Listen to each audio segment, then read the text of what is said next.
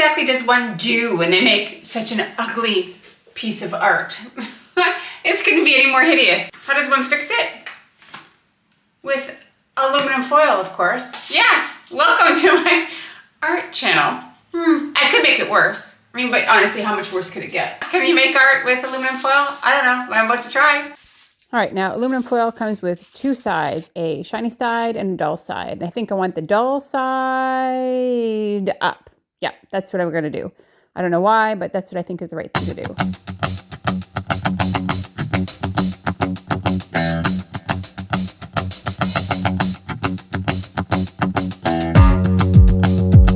Okay, now it's time to apply the aluminum foil. I'm going to use glue. It dries transparent according to directions. So here we go.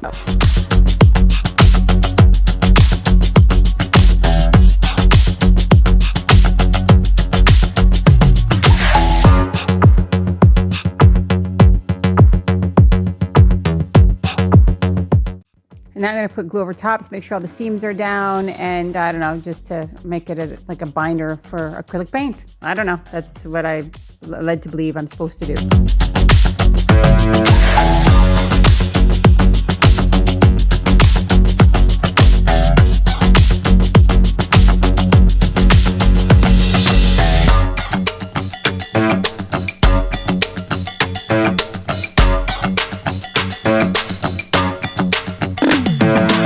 While we wait for this to dry, I'm going to trim up the edges, fold them over, and glue them down.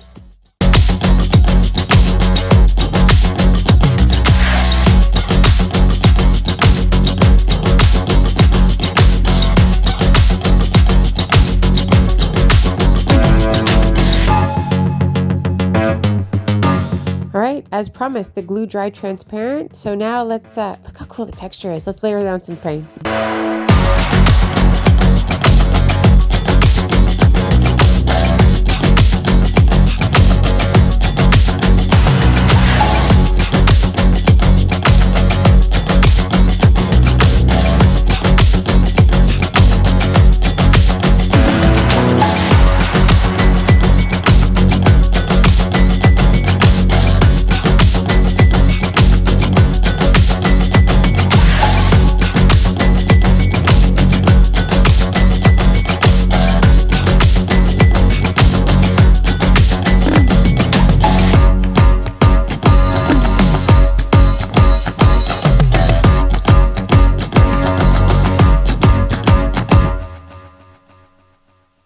Okay, well, here we go. Full disclosure, I've actually never done this before. I did two small 20 by 20 centimeter canvases just prior to doing this big one, just to see kind of what would happen. Like, how does the tinfoil stick down? Does the glue really dry transparent? You know, how does the tube paint attach and adhere to the aluminum foil? I wasn't honestly sure. Like, I've seen other artists do this, but I honestly had no idea. So it turns out you can use tube paint. You can use paint like directly out of the tube is what I mean when I say that. You can also use your paint mixed with pouring medium. It doesn't really matter. Yeah, and you can do like all kinds of stuff, and it's so forgiving and so intuitive. So I'm just going to layer a bunch of paints down. I kind of got a concept and idea in my mind of an old like patinaed kind of style. I don't know. It's probably going to change and morph into I don't know what yet. And it's going to take a whole lot of layers, as you can see. But what's interesting is, as I'm finding out, as I'm laying this down with the catalyst wedge is kind of pliable, so you can skim it lightly over the top and just leave the paint like on the ridges of the texture. Or if you press a little bit harder, it'll go in between and you'll create like a lot of depth and dimension in the piece, which I think is really, really cool. And you can also, you know, take water and you can water it down. You can lift the paint off, add paint on, and there's no mistakes. Like, you can't screw this up. Honestly, it's a really easy technique if you've never done anything before, because come on, this is like the third one I've done in a matter of a day. So, I mean, if Tiffany can do it, anybody can. So let's just keep going. Let's see where this ends up, because I honestly don't know where we're going to end up.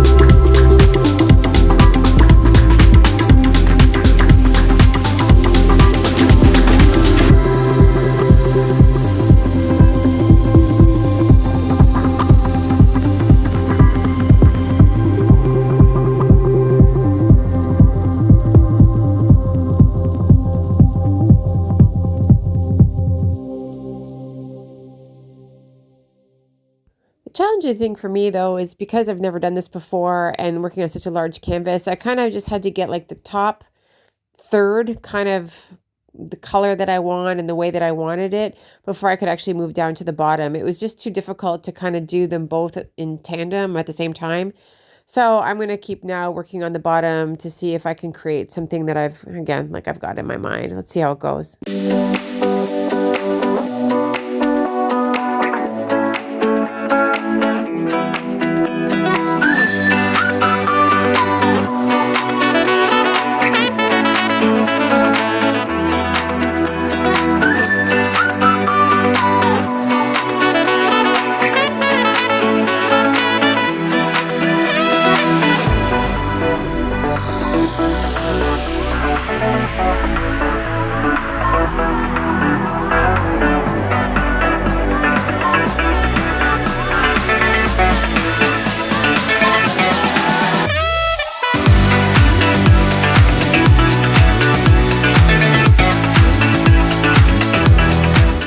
So now you can see I was trying to create a horizon. So I'm going to come in and define the horizon line with a little bit of copper here on my palette knife. And then I'm just going to finish up the edges and make it like a little bit dark. And my friend Jillian over at Jillian's Art Flow, she taught me this to kind of bring in the darkness onto the top of the canvas. She's got a whole video. I'll link the description down in the description box down below to her channel. And now I'm going to do my best Bob Ross imitation of creating a happy little tree. I've never actually drawn a tree before, so let's just see how that goes. I'm not so sure kind of what I wanted. It just kind of morphed into shape as we went along.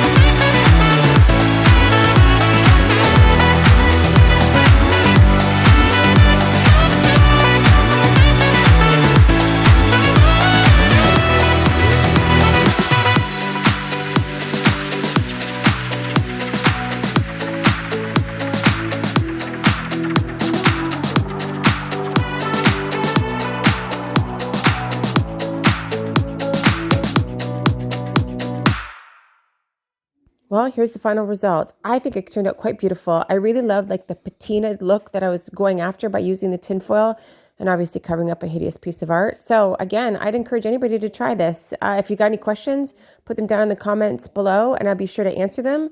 And I'll be back in another video and I'm going to continue to explore this technique and see what else we can do. Thanks for watching. Ciao for now.